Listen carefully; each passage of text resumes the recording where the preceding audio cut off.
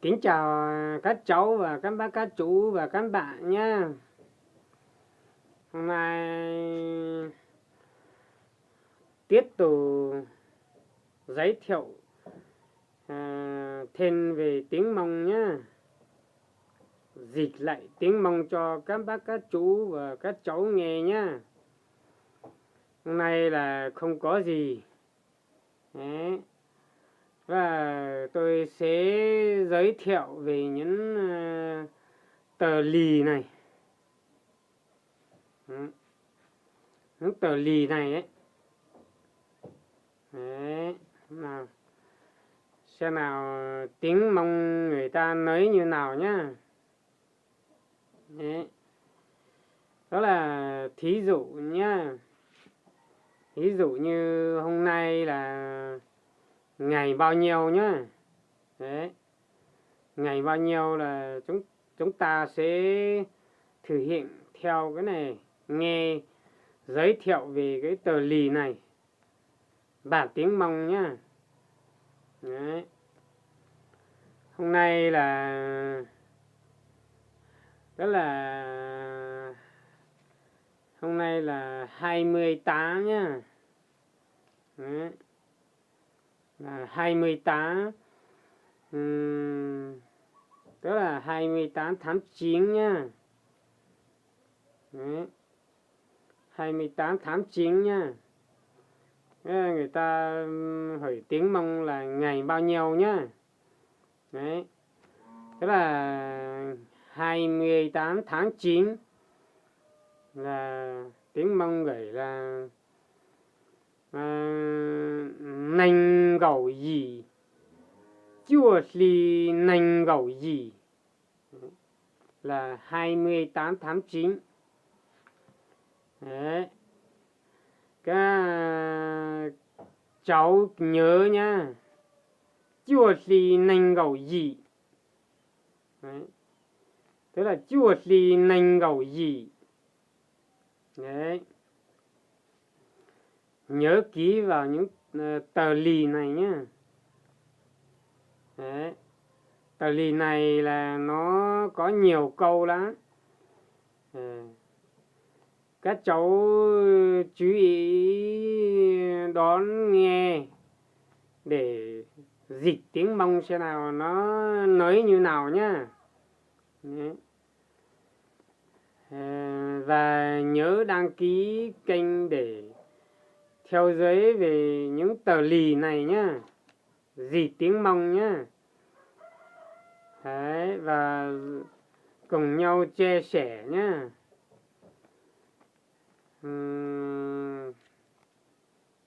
28 tháng 9 tức là chua li nành gầu gì. Chua li nành gầu gì. Thí dụ như mùng 1 tháng 9 nhá. Đấy, mùng 1 tháng 9 nhá. Xe y chua li. Xe y chua li. Tức là mùng 1 tháng 9. Các bác, các chú và các cháu chú ý nghe nhá, để hiểu rõ về những tờ lì này nhá. Vì những tờ lì này là rất quan trọng với bản thân mà. Mình muốn làm gì mình cũng xem lịch. Đấy. Thí dụ đi xem lịch xem nào hôm nay ngày bao nhiêu. Đấy. Tức là mù say lì xe nông nò dò xe bề trời. Mù say lì xe nông nò dò xe bề trời. Đấy, tức là đi xem lịch thế nào hôm nay ngày bao nhiêu. Mù say lì xe nông nò dò xe bề trời.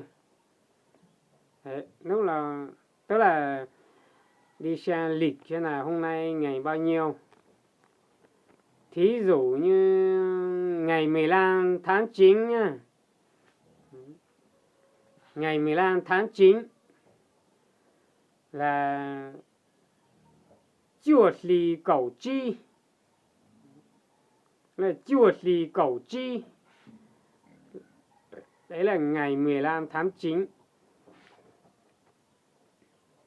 Các cháu và các chú nhớ kỹ nhá. Đấy, chuột lì cẩu chi. Đấy là ngày 15 tháng 9. Và thí dụ như 20 tháng 9 nhá, là chuột lì nành gẩu. Chuột lì nành gẩu là 20 tháng 9 nhá.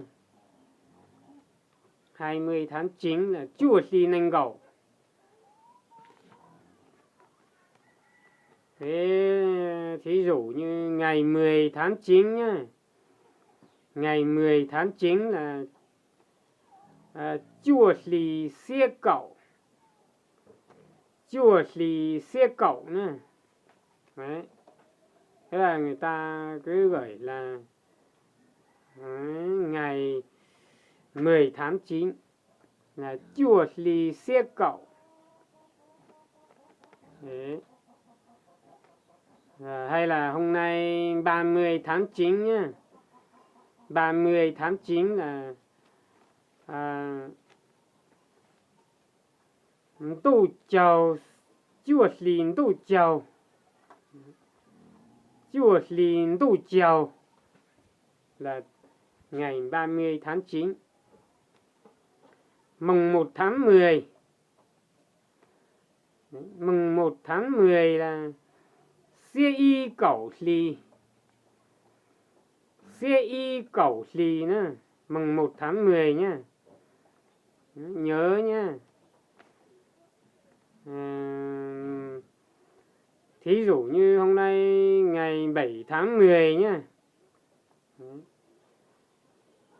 Cẩu lì xe xà. Cẩu lì xe xà tức là ngày 7 tháng 10 nhá. Đấy. Nhớ nhá. Ngày 15 tháng 10 nhá. Cẩu lì cẩu chư. Cẩu lì cẩu chư này. Đó là ngày 15 tháng 10. Cẩu lì cẩu chư. 20 tháng 10 nhá. Cẩu lì nành gẩu. Cẩu lì nành gẩu. Đấy. 25 tháng 10 nhá. Cẩu lì nành gẩu chi. Cẩu lì nành gẩu chi là 25 tháng 10. Các cháu và các bác, các chú chú ý nghe nhá, để hiểu rõ về những tờ lịch này nhá. Đấy. Và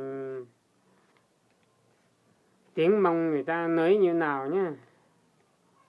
Thí dụ như bây giờ nhá. Hôm nay là thứ hai nhá. Thứ hai. Thì tiếng Mông thì cũng lâu lắm không hiểu rồi.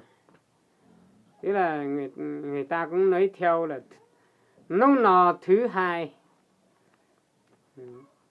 Người Mông cũng nói thế. Nó cũng nói theo như thế thôi. Thế là nấu nò thứ hai rồi. Là hôm nay thứ hai. Nấu nò thứ hai. Thí dụ hôm nay là chợ. Hôm nay là chủ nhật rồi. Hôm nay chủ nhật là nấu nò giò kia lại. Nấu nò giò kia lại. Đấy. Nấu nò giò kia lại. Hôm nay là chủ nhật. Thứ bảy người ta cũng nói theo là nấu nò thứ bảy. Nấu nò thứ bảy là hôm nay là thứ bảy thôi. Tiếng Mông chỉ có nói thế. Mà các bạn chú ý theo dõi để hiểu rõ về những tờ lịch này. Có tác dụng cho bản thân đấy. Đấy. Mình muốn xem nào hôm nay thứ mấy và hôm nay ngày mấy. Đấy. Thí dụ hôm nay ngày mấy nhỉ? Đấy là mình hỏi gà người Mông là mình hỏi nó là nó nò dò xiết bị trời. Nó nò dò xiết bị trời là hôm nay là ngày mấy. Đấy. Và mình muốn hỏi nó là hôm nay thứ mấy. Sao nào? Tức là hôm nay thứ mấy nhỉ? Nó nò thứ bị trời. Nó nò thứ bị trời. Thí dụ nó trả lời nhá. Nó trả lời là hôm nay thứ nào. Thứ nào nhá. Hôm nay thứ nào tức là nó nò thứ nào. Nó nò thứ nào. Và hôm nay ngày bao nhiêu rồi, tức là nó trả lời mình nhá. Hôm nay ngày 10. Đấy. Thế là nó cứ bảo là nó nò xia cậu. Nó nò xia cậu. Đấy. Là ngày 10. Câu chuyện về những tờ lịch này rất nhiều lắm các bạn ơi. Các bạn chú ý nghe nhiều lần và xem nhiều lần nhé. Đấy, nhớ đăng ký kênh để tôi có sức lực. Đấy, về dịch tiếng Mông cho các bạn nghe và các bạn học.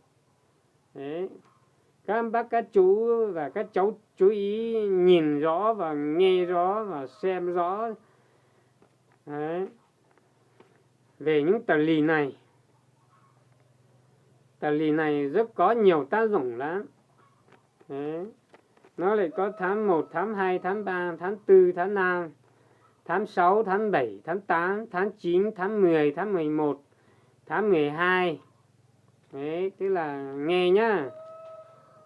Y lì, o lì, bê lì, bao lì, chi lì, trầu lì, xà lì, dì lì, chua lì, cẩu lì, cẩu y lì, cẩu o lì. Đấy. Tức là tháng 1, tháng 2, tháng 3, tháng 4, tháng 5, tháng 6, tháng 7, tháng 8, tháng 9, tháng 10, tháng 11, tháng 12. Y lì, o lì, bê lì, bao lì, chi lì, trầu lì, xà lì, dì lì, chua lì, cẩu lì, cẩu y lì, cẩu o lì. Vì tờ lịch này nó có đủ 12 tháng mà. Mình phải hiểu rõ về những tờ lịch này. Quan trọng là các bạn cố gắng nghe và học về những tờ lì này. Để mai sau lên vùng cao là biết nói tiếng Mông nhá. Và những cô gái trẻ đi lấy chồng người Mông ấy thì dễ hiểu tiếng Mông. Đấy. Cuộc đời vì không biết mà mình sống ở đâu mà. Mình còn trẻ lá chẳng biết cuộc đời mình sống ở đâu, là mình phải cố gắng theo dõi dịch tiếng Mông này và học tiếng Mông này xem nào nói như nào. Đấy. Nó lại có nhiều lắm câu ạ. Tờ lì này vẫn chưa dịch hết, nhưng mà chương trình của tôi dịch tiếng phổ thông đến đây là hết rồi. Tôi kính chào các bạn và các chú, các cháu và các bác anh em nhá. Hẹn gặp lại bài mới nhá. Nhớ đăng ký kênh và chia sẻ cho chú để chú có sức lực dịch tiếng Mông cho các bác, các cháu và các bạn, các chú nghe nhá.